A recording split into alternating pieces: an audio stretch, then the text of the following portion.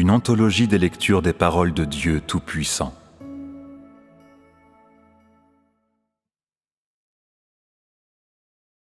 Un problème très grave, la trahison.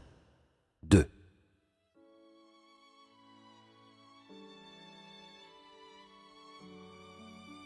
La nature de l'homme est complètement différente de mon essence, car la nature corrompue de l'homme provient entièrement de Satan.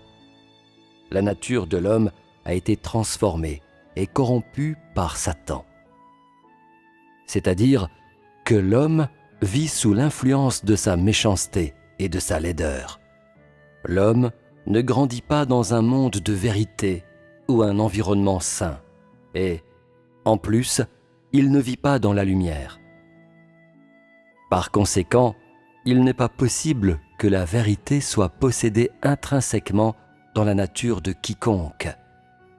Et, en plus, personne ne peut naître avec une essence qui craigne Dieu et qui obéisse à Dieu. Au contraire, les hommes possèdent une nature qui résiste à Dieu, désobéit à Dieu et n'a pas d'amour pour la vérité. Cette nature est le problème dont je veux parler. La trahison. La trahison est la source de la résistance de toute personne à Dieu. C'est un problème qui existe uniquement chez l'homme et non en moi. Certains demanderont, puisque tous les hommes vivent dans le monde tout comme Christ, pourquoi est-ce que tous les hommes ont une nature qui trahit Dieu, à l'exception de Christ?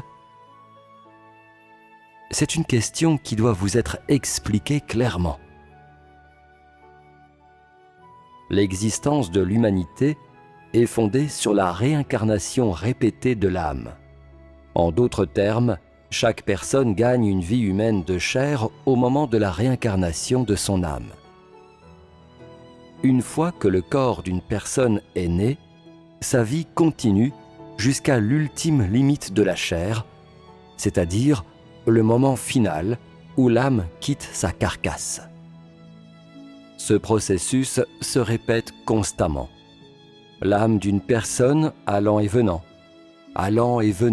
maintenant ainsi l'existence de l'humanité. La vie de chair est aussi la vie de l'âme de l'homme, et l'âme de l'homme soutient l'existence de la chair de l'homme. C'est-à-dire que la vie de chaque personne vient de son âme, et la vie n'est pas inhérente à la chair. Donc, la nature de l'homme vient de l'âme, non de la chair. Seule l'âme de chaque personne sait comment elle a subi les tentations, l'affliction et la corruption de Satan. Ces choses-là sont inconnues de la chair de l'homme.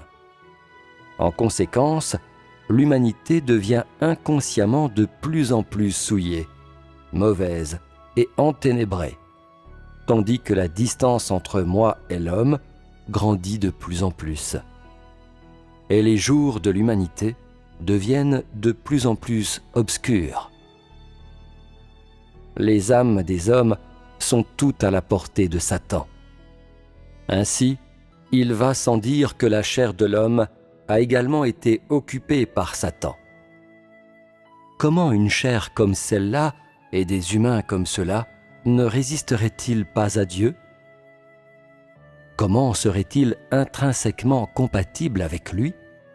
La raison pour laquelle j'ai précipité Satan dans l'air est qu'il m'a trahi. Comment donc les humains pourraient-ils être libérés de leur engagement? C'est la raison pour laquelle la nature humaine est la trahison. J'ai confiance dans le fait qu'une fois que vous comprendrez ce raisonnement, vous croirez aussi en l'essence de Christ. La chair revêtue par l'Esprit de Dieu est la propre chair de Dieu. L'Esprit de Dieu est suprême. Il est tout-puissant, saint et juste.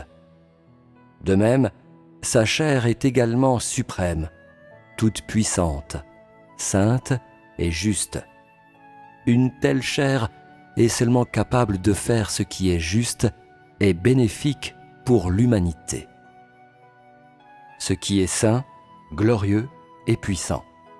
Il est incapable de faire quelque chose qui viole la vérité, la moralité et la justice, encore moins de faire quoi que ce soit qui trahisse l'Esprit de Dieu.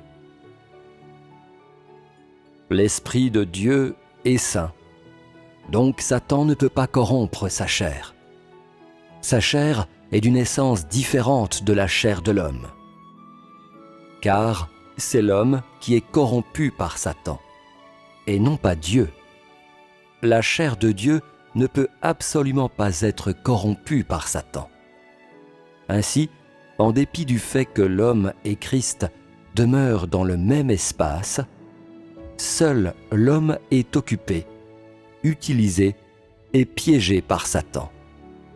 Christ, en revanche, est toujours impénétrable à la corruption de Satan, car Satan ne sera jamais capable de monter jusqu'au lieu très haut, et il ne sera jamais capable de s'approcher de Dieu. Aujourd'hui, vous devriez tous comprendre que ce n'est que l'humanité, corrompue qu'elle est par Satan, qui me trahit. La trahison ne sera jamais un problème qui concerne Christ le moins du monde. Toutes les âmes corrompues par Satan sont sous le contrôle du domaine de Satan. Seuls ceux qui croient en Christ ont été séparés, sauvés du camp de Satan et amenés dans le royaume d'aujourd'hui. Ces hommes ne vivent plus sous l'influence de Satan. Même alors, la nature de l'homme est toujours enracinée dans la chair de l'homme. Ce qui veut dire que même si vos âmes ont été sauvées, votre nature est encore comme avant, et il y a toujours 100% de chance que vous me trahissiez. C'est pourquoi mon œuvre dure si longtemps, car votre nature est trop intraitable. Maintenant, vous souffrez tous autant que vous le pouvez dans l'accomplissement de vos devoirs. Pourtant, chacun de vous est capable de me trahir et de retourner au domaine de Satan, dans son camp, et de reprendre son ancienne vie. C'est un fait indéniable. À ce moment-là, il ne vous sera pas possible d'avoir un brin d'humanité ou d'apparence humaine comme vous l'avez maintenant. Dans les cas graves, vous serez détruit et, en outre, condamné éternellement, sévèrement puni, pour ne jamais être réincarné à nouveau. C'est le problème qui est posé devant vous. Je vous le rappelle de cette manière. Premièrement, pour que mon œuvre ne soit pas en vain, et deuxièmement, pour que vous puissiez tous vivre dans des jours de lumière. En vérité, que mon œuvre soit en vain n'est pas le problème crucial. Ce qui est crucial, c'est que vous puissiez avoir une vie heureuse et un avenir merveilleux. Mon œuvre est l'œuvre de sauver les âmes des hommes. Si ton âme tombe entre les mains de Satan, ton corps ne vivra pas en paix. Si je protège ton corps, ton âme aussi sera sûrement sous mes soins. Si je te déteste vraiment, ton corps et ton âme tomberont immédiatement entre les mains de Satan. Peux-tu imaginer comment sera ta situation alors? Si un jour mes paroles n'ont plus d'effet sur vous, alors soit je vous livrerai tous à Satan, ce qui vous soumettrait à une torture atroce, jusqu'à ce que ma colère se soit complètement dissipée. Soit je vous punirai personnellement, humain irrécupérable, parce que votre cœur qui me trahit n'aura jamais changé. Vous devriez maintenant tous regarder en vous-même aussi rapidement que vous le pourrez, pour voir combien la trahison à mon égard demeure en vous. J'attends impatiemment votre réponse. Ne soyez pas désinvolte quand vous avez affaire à moi. Je ne joue jamais de jeu avec les hommes. Si je dis que je ferai quelque chose, alors je le ferai certainement. J'espère que vous pouvez tous être des hommes qui prennent mes paroles au sérieux et ne les considèrent pas comme de la science-fiction. Ce que je veux, c'est une action concrète de votre part, non votre imagination. Ensuite, vous devez répondre à ces questions que je vous pose. 1. Si tu es vraiment un exécutant, peux-tu me rendre service loyalement, sans aucun élément laxiste ou négatif? 2. Si tu découvres que je ne t'ai jamais apprécié, est-ce que tu pourras quand même rester et me rendre service à vie? 3.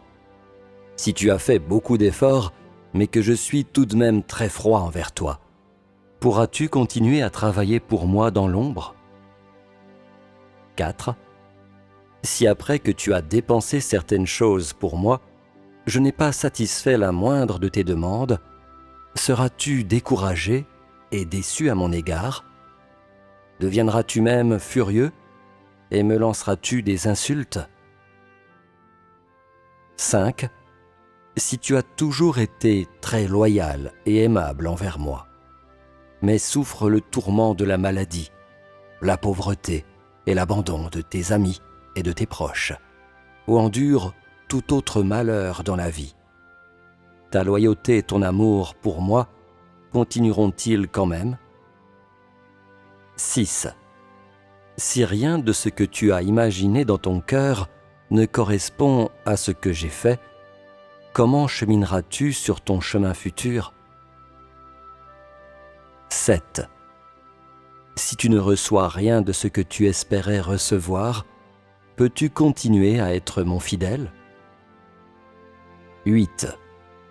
Si tu n'as jamais compris le but et la signification de mon œuvre, peux-tu être une personne obéissante qui ne formule pas de jugement et de conclusions arbitraires? 9. Peux-tu valoriser toutes les paroles que j'ai dites et toute l'œuvre que j'ai accomplie pendant ma cohabitation avec l'humanité? 10. Es-tu capable d'être mon fidèle loyal, prêt à souffrir à vie pour moi, même si tu ne reçois rien? 11. Es-tu capable, pour moi, de renoncer à considérer, planifier ou préparer ton futur chemin de survie? Ces questions sont mes dernières exigences pour vous, et j'espère que vous pouvez tous me répondre. Si tu as réalisé une ou deux choses que ces questions exigent de toi, alors tu dois continuer à travailler dur. Si tu ne peux pas accomplir une seule de ces exigences, tu es sûrement du genre qui sera jeté dans l'enfer. Je n'ai pas besoin d'en dire plus à de tels hommes, car ils ne sont certainement pas des hommes qui peuvent être en accord avec moi. Comment pourrais-je garder dans ma maison quelqu'un qui pourrait me trahir en n'importe quelle circonstance? Quant à ceux qui pourraient encore me trahir dans la majorité des circonstances, j'observerai leur performance avant d'effectuer d'autres arrangements. Cependant, tous ceux qui sont capables de me trahir, peu importe dans quelles conditions, je ne les oublierai jamais. Je me souviendrai d'eux dans mon cœur, en attendant l'occasion de leur rendre à l'appareil pour leurs mauvaises actions. Les exigences que j'ai soulevées sont toutes des questions sur lesquelles vous devez vous examiner. J'espère que vous pourrez tous les considérer sérieusement et que vous ne me traiterez pas à la légère. Dans un avenir proche, je vérifierai les réponses que vous m'avez données en fonction de mes exigences. À ce moment-là, je n'exigerai plus rien de vous et ne vous donnerai plus d'avertissements honnêtes. Par contre, j'exercerai mon autorité. Ceux qui devront être gardés seront gardés. Ceux qui devront être récompensés seront récompensés. Ceux qui devront être livrés à Satan seront livrés à Satan. Ceux qui devront recevoir une lourde punition recevront une lourde punition. Et ceux qui devront périr seront détruits. De cette façon, il n'y aura plus personne pour me déranger durant mes jours. Crois-tu mes paroles? Crois-tu en la rétribution? Crois-tu que je punirai tous ces méchants qui me trompent et me trahissent? Espères-tu que ce jour vienne plus tôt ou qu'il vienne plus tard? Es-tu quelqu'un qui a très peur de la punition ou quelqu'un qui préférerait me résister, même s'il devait endurer la punition? Quand ce jour arrivera, peux-tu imaginer si tu vivras au milieu des acclamations et du rire, ou en pleurant et en grinçant des dents? Quelle sorte de fin espères-tu connaître? As-tu déjà réfléchi sérieusement si tu crois en moi à 100% ou doutes de moi à 100%? As-tu déjà sérieusement pensé aux conséquences et aux résultats que tes actions et ton comportement t'apporteront? Espères-tu vraiment que toutes mes paroles s'accomplissent une par une, ou as-tu vraiment peur que mes paroles s'accomplissent une par une? Si tu espères que je partirai bientôt pour accomplir mes paroles, comment devrais-tu traiter tes propres paroles et actions? Si tu n'espères pas mon départ et n'espères pas que toutes mes paroles s'accomplissent immédiatement, alors pourquoi crois-tu en moi? Sais-tu vraiment pourquoi tu me suis? Si ce n'est que pour élargir tes horizons, tu n'as pas besoin de te faire autant de soucis. Si c'est pour être béni et échapper à la catastrophe qui arrive, alors pourquoi ne t'inquiètes-tu pas de ta propre conduite? Pourquoi ne te demandes-tu pas si tu peux satisfaire mes exigences ou pas? Pourquoi ne te demandes-tu pas aussi si tu es qualifié pour recevoir mes bénédictions futures ou pas?